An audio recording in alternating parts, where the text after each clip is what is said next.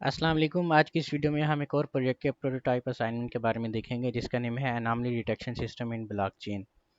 हमने इसकी क्लासेस वगैरह आपको प्रोवाइड कर दी हैं, फिर भी हर स्टूडेंट का क्योंकि अलग से हमने कोड बनाया है, थोड़ा सा डिफरेंट फंक्शंस वगैरह यूज़ किए हैं या वेरिएबल्स वगैरह यूज़ किए हैं, तो उस नोयत में आपको बताना ज़रूरी है कि क्या चीज़ कैसे आपकी हो रही है। वैसे क्योंकि रिक्वायरमेंट्स आपकी सिमिलर हैं, कोड भी मोस्टली आपका सिमिलर ही जनरेट होगा या हम आपको जो कोड देंगे वो सिमिलर ही होगा।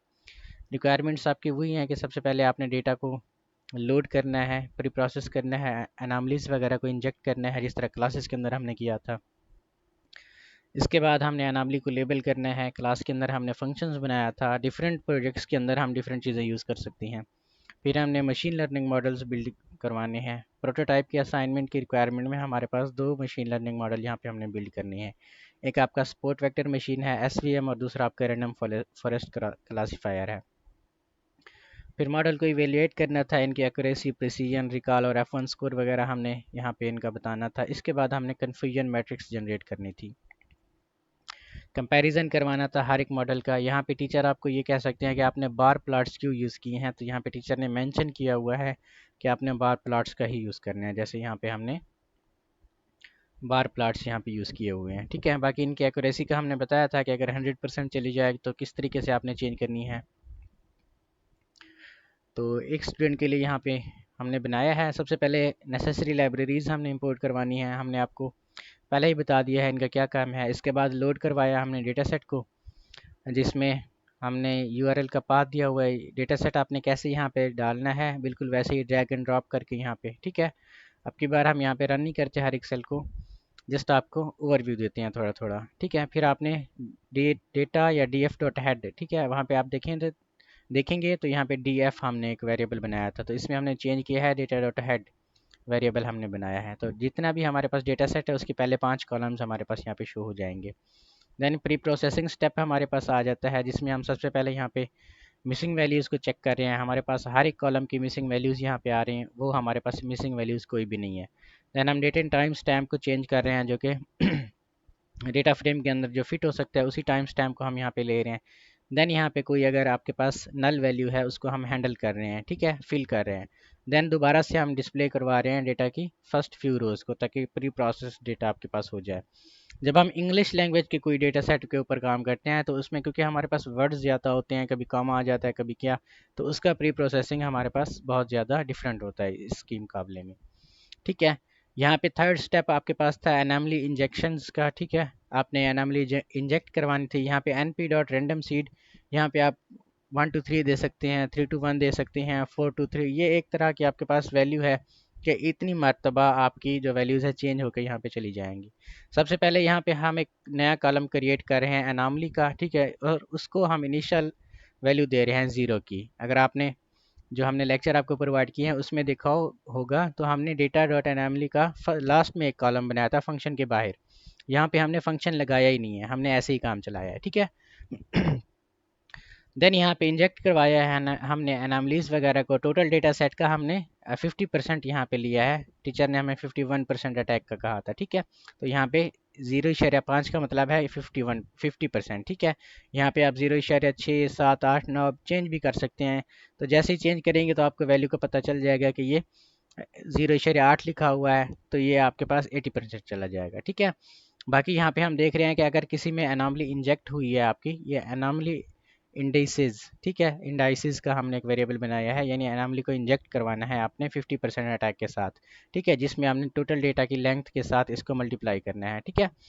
जो भी एनामलीज आपकी वहाँ पे चली जाएंगी। देन हमने डिफरेंट कॉलम जैसे कि ट्रांजैक्शन सम है, डिफ़िकल्टी मीन है, वेट मीन है, रिवार्ड मीन है और टाइम स्टैम्प वगैरह है, इनके अंदर भी हमने अपना एनामलीज वगैरह को इंजेक्ट करवाया, जिसमें हमने इनको मल्टीप्लाई किया हुआ है, किसी को डिवाइड किया हुआ है रेड्यूस डिफ़िकल्टी करने के लिए, और ट्रांजैक्शन के वॉल्यूम को हाई करने के लिए हमने यहाँ पे मल्टीप्लाई किया हुआ है इसको, ठीक है। ये सारी चीज़ें आपको समझ आनी चाहिए कि ये सारी चीज़ें हम यहाँ पे क्यों कर रहे हैं, क्योंकि हमने एनामलीज को इंजेक्ट करवाना है, और एज़ पर रिक्वायरमेंट यहाँ पे जैसे टीचर ने कहा है वैसे ही हमने यहाँ पे इंजेक्ट करवाया हुआ है। देन यहाँ पे हम फीचर एक्सट्रैक्ट कर रहे हैं। अगर आपने लेक्चर्स के अंदर देखा होगा तो उसमें हमने दो कॉलम को ड्रॉप किया था, एक टाइम स्टैम्प था और दूसरा आपके पास था अनामली का। यहाँ पे हमने एक वेरिएबल बना लिया है जिसमें सारे के सारे कॉलम्स वगैरह ले लिए हमने, ठीक है, और इसको हमने एक्स के अंदर डिप्लॉय करवा दिया है, ठीक है। जैसे एक्स और वाई हमने दो वेरिएबल वहाँ पे बनाए थे। देन यहाँ पे स्प्लिट किया है हमने, ठीक है, डेटा सेट को, जिसमें हमारा 20% टेस्ट साइज़ है, 80% हमारा ट्रेनिंग के अंदर चला जाएगा। फिर यहाँ पे हमने स्केलर स्टैंडर्डाइज्ड में डेटा को कन्वर्ट किया है, ठीक है, यानी इनकी फ़ीचर एक्सट्रैक्शन करने के बाद हमने इन फीचर को स्टैंडर्डाइज किया है। स्टैंडर्डाइज का मतलब है आपके पास ये क्यों करना ज़रूरी होता है। फ़र्ज़ करें कि आपके पास ट्रांजैक्शन सम ज़्यादा होता है, जब हम टेस्टिंग और ट्रेनिंग के अंदर डेटा को पुट करते हैं, ठीक है, तो ट्रांजैक्शन क्योंकि आपकी ज़्यादा होती हैं, जब ये एक दूसरे के साथ मल्टीप्लाई करती हैं तो मिलियंस में चली जाती हैं, तो इनकी जो वैल्यू है मिलियन में चली जाती है। इस चीज़ को कवर करने के लिए हमें इसको स्टैंडर्ड करना पड़ता है कि टेस्टिंग और ट्रेनिंग का साइज़ हमारे पास सेम रहे। यहाँ पे हम चेक कर रहे हैं डिस्ट्रीब्यूशन को, जिसमें हमारी ट्रेनिंग सेट की वैल्यू दोनों सेम है, जिसमें अनामलियस डेटा भी सेम है और नॉन अनामलियस डेटा भी सेम है। टेस्टिंग के अंदर भी डिस्ट्रीब्यूशन हमने सेम ही रखी है, ताकि यहाँ पे हमारा जो डेटा है वो यहाँ पे ऊपर नीचे ना होता रहे। देन हमने दो यहाँ पे अपना मॉडल्स वगैरह को यूज़ किया है। एक हमने एसवीएम यानी आपका जो यहाँ पे वेक्टर मशीन है वो यहाँ पे हमने यूज़ किया है, और दूसरा रैंडम फॉरेस्ट मॉडल हमने यूज़ किया है, ठीक है। ये आपकी स्पोर्ट वेक्टर मशीन है, जिसको हमने इनिशलाइज करवाया था स्पोर्ट वेक्टर क्लासिफायर से, ठीक है। इसका कर्नल हमने लीनियर रखा है। लीनियर का मतलब है कि अगर वो सर्च करेगा तो एक ही सीक्वेंस के अंदर चला जाएगा, ठीक है। रैंडम स्टेट 42 हमेशा ये बाय डिफ़ॉल्ट हमारे पास होती है। रैंडम स्टेट 42 का मतलब भी यही है कि अगर दोबारा हम यहाँ पे इसको अपना आप कह लें कि दोबारा इस मॉडल को ट्रेन करवाएं, तो ये मॉडल पहले से जितनी भी इसके अंदर आप कह लें कि इसके माइंड के अंदर मेमोरी हो, वो इसको बताती रहे कि पहले आपका ये रिज़ल्ट था, अब आपका ये रिज़ल्ट है। मैक्स आइट्रेशन का मतलब है कि ज़्यादा से ज़्यादा 1000 मरतबा वो हमारे डेटा सेट के ऊपर अमल दरामद कर सकता है, ठीक है। ये ई पोस्ट ट्रेनिंग होती है। मैक्स आइट्रेशन भी इसी तरीके से हैं। अगर वो एक ही आप डेटा सेट के ऊपर बार बार काम करता रहे तो ज़्यादा से ज़्यादा 1000 मरतबा वो रिपीट करेगा अपना सीखने के लिए, ठीक है। इसी तरह रैंडम फॉरेस्ट मॉडल हमने यहाँ पे यूज़ किया हुआ है। इसके अंदर हमारे पास डिसीजन ट्रीज़ होते हैं, जो कि हमने 50 डिसीजन ट्रीज़ यहाँ पे यूज़ किए हुए हैं, और मैक्स डेप्थ इसकी 10 यूज़ की हुई है। डिसीजन ट्रीज़ आपके पास क्या होते हैं, जैसे हमने हाफ मैन इनकोडिंग पढ़ी थी, ठीक है, और अपना सुपरवाइज्ड लर्निंग या हाफ मैन सर्च पढ़ा था, ठीक है।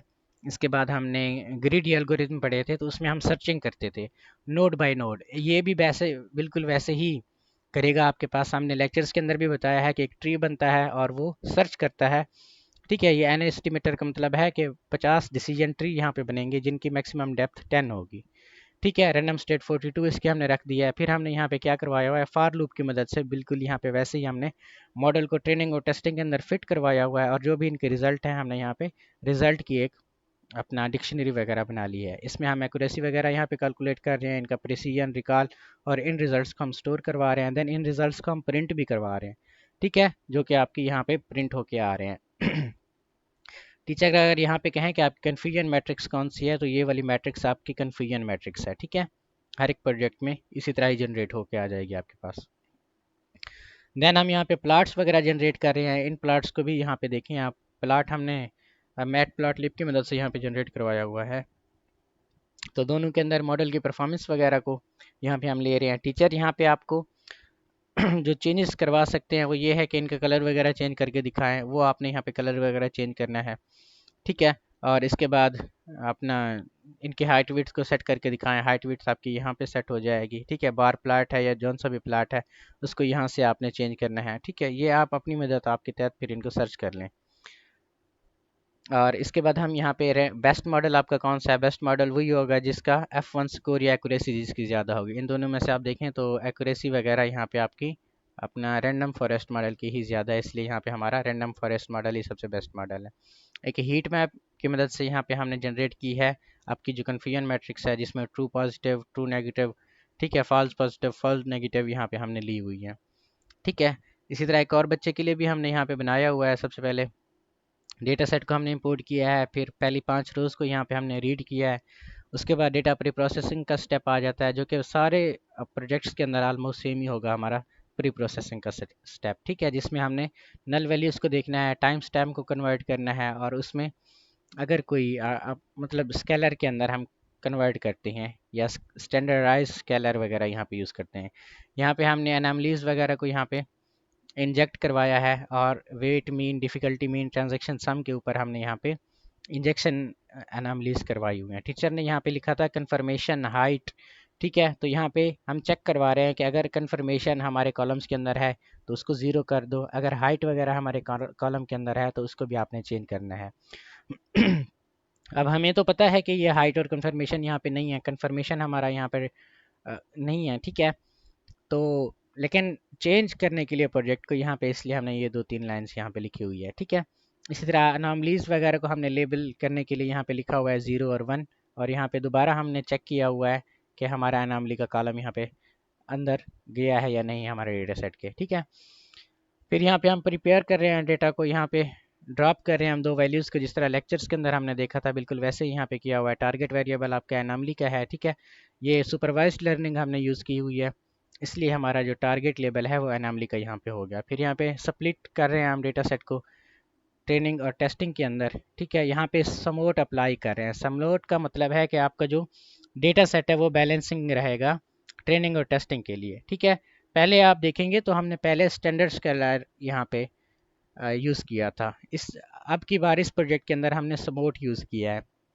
दोनों का काम सेम ही है कि दोनों के अंदर जो वैल्यूज़ पास हों वो सेम तरह की वैल्यूज़ ही हों, ठीक है। यहाँ पे अगर आप देखें तो यहाँ पे हमने स्टैंडर्डाइज्ड किया था फीचर्स वगैरह को, ठीक है। इस प्रोजेक्ट के अंदर जो दूसरा हमारे पास बच्चे के लिए प्रोजेक्ट है उसमें हमने यहाँ पे स्मोट को अप्लाई किया हुआ है। दोनों का काम सेम ही है, और इनकी जो आउटपुट आएगी यहाँ पे आपके पास वो इस तरह की आउटपुट आएगी कि दोनों में जो डेटा सेट है आपका जो आपका ट्रेनिंग और टेस्टिंग के अंदर डेटा सेट है वो सेम तरह का ही, यानी बैलेंस डेटा सेट पुट रहेगा, ठीक है। बैलेंस का मतलब क्या है कि अगर एनामलीज इसमें है तो एनामलीज वाले कॉलम सेम अपना वैल्यूज़ के लिए जाएंगे। सेम वैल्यूज़ का मतलब है कि 1395 कॉलम है तो एनामलीज वाले भी 1395 लिए जाएंगे। अगर नॉन अनामली वाले 1395 लिए हुए हैं ऑलरेडी तो अनामली वाले भी 1395 लिए जाएंगे, ठीक है। इसी तरह से ताकि समझने में आसानी हो मॉडल को कि किस तरीके से आपने अनामली वगैरह को डिटेक्ट करवाना है, ठीक है।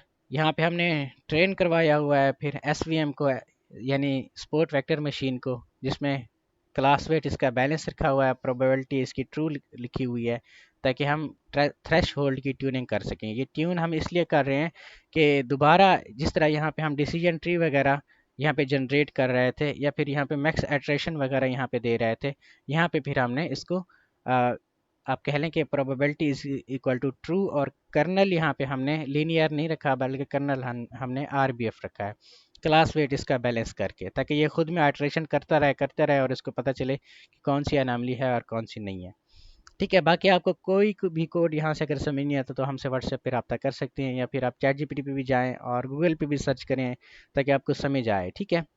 यहाँ पे फिर हम रैंडम फॉरेस्ट को ट्रेन कर रहे हैं, जिसमें डिसीजन ट्री यहाँ पे हमने 200 लिया है। हर प्रोजेक्ट के अंदर आप डिसीजन ट्रीज वगैरह को चेंज कर सकते हैं, ठीक है। जितने ज़्यादा डिसीजन ट्री होंगे इतना ज़्यादा टाइम लेगा आपका जो आप कह सकते हैं मॉडल, ठीक है, और इतना ज़्यादा ट्रेन होगा आपके पास, ठीक है। यहाँ पे डिसीजन ट्री हमने 40 अपना रैंडम स्टेट आपने 42 ली हुई है हमने। देन यहाँ पे प्रेडिक्शन वगैरह जो भी उनकी अपना आप कह लें कि प्रेडिक्शन है, एक्यूरेसी है, क्लासिफिकेशन रिपोर्ट है और कन्फ्यूजन मैट्रिक्स है, वो यहाँ पे हमारे पास जनरेट होकर यहाँ पे आ रही है। ये सारी की सारी हमारे पास क्लासिफिकेशन रिपोर्ट है। नीचे हमने यहाँ पे इनके बार चार्ट्स वगैरह बनाए हुए हैं, जिसमें हमने एक्यूरेसी को कंपेयर करवाया हुआ है, प्रिसीजन को कंपेयर कराया हुआ है। यहाँ पे हमने अलग अलग यहाँ पे प्लॉट्स वगैरह बनाए हुए हैं, ठीक है। यहाँ तक आपकी रिक्वायरमेंट्स थी। बाकी इसमें अगर कोई चीज़ आपको समझ नहीं आती तो व्हाट्सएप पे आप हमें रब्ता कर सकती हैं। बाकी यहाँ से आप सिंपल है कि कोड को कॉपी पेस्ट करें चैट जीपीटी पे, और वो भी आपको बता देगा कि ये चीज़ आपने कहाँ से यूज़ की है, कैसे यूज़ की है, उसको क्वेश्चन करें कि क्यों यूज़ की है, इसका रेलिवेंट डेटा या कोड इसमें आप हमें क्या दे सकती हैं ताकि आपको पता चलता रहे। ब्लॉकचेन को भी देखें आपके ब्लॉकचेन्स होते क्या हैं, और यहाँ पे ये भी देखें कि इनके कलर्स वगैरह हम किस तरह से चेंज कर सकते हैं। लाइक के ये जो प्रिसीजन है इनका कोई और कलर आप करके देखें, ठीक है। यहाँ पे एक्यूरेसी में दोनों जो आपके पास बार यहाँ पे बने हुए हैं इनका कोई और कलर करके यहाँ पे आप डिस्प्ले करवाएं, ताकि आपको समझ आता रहे कि किस तरीके से आपने इनके कलर्स वगैरह भी चेंज करने हैं। इनकी लेआउट भी चेंज करें। आप ये हॉरिजेंटल बने हुए हैं तो वर्टिकल बनाएं इनको, ठीक है। और पॉइंट्स चार्ट्स भी बनाएं ताकि आपको पता चले कि किस तरीके से चार्ट्स वगैरह यहाँ पे क्रिएट किए जाती हैं, ठीक है जी।